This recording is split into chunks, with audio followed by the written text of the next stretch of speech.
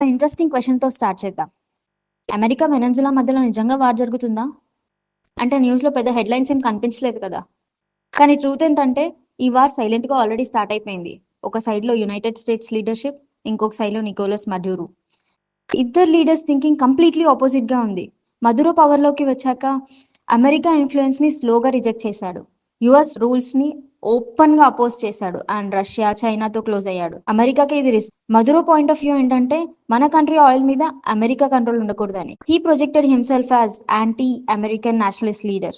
తన పీపుల్ కి కూడా చెప్పాడు మన ప్రాబ్లమ్స్ కి ఎక్స్టర్నల్ పవర్స్ రీజన్ అని చెప్పేసి. ఈ ఫైట్ పర్సనల్ కాదు, కానీ ముందు వీడియోలో చెప్పినట్టుగా వెనజులా దగ్గర వరల్డ్ లో one of the largest oil reserves ఉన్నాయి.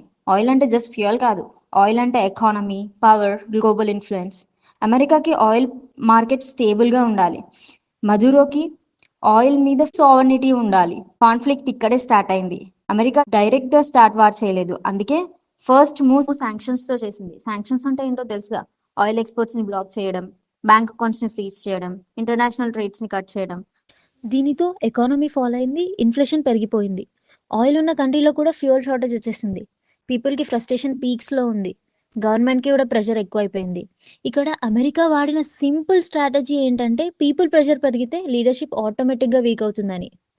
ఇక ఇదంతా పక్కన పెడితే మాడ్యూరో లెజిటిమేట్ లీడర్ కాదని చెప్పేసి అమెరికా ఓపెన్గా డిక్లేర్ చేసింది. దానికి మాడ్యూరో ఇచ్చిన reply, America is an Imperial bully. ఇప్పుడు గన్స్ కాదు, స్టేట్మెంట్స్ వెపన్స్ అయ్యాయి.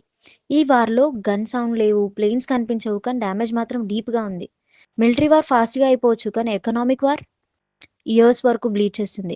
సో ఇది జస్ట్ టూ కంట్రీస్ మధ్య స్టోరీ కాదు. ఈ సైలెంట్ వార్లో సోల్జర్స్ ఫ్రంట్ లైన్లో లేరు, కామన్ పీపుల్ ఉన్నారు. డిసిషన్స్ ప్రెసిడెంట్స్ తీసుకుంటారు, కానీ ఇంపాక్ట్ మాత్రం పబ్లిక్ ఫేస్ చేస్తుంది. లాస్ట్ క్వశ్చన్ ఏంటంటే నెక్స్ట్ సైలెంట్ వార్ టార్గెట్ ఎవరు, కంట్రీయా లేదా మనమా? మీ ఒపీనియన్ ఏంటో కమెంట్స్లో చెప్పండి.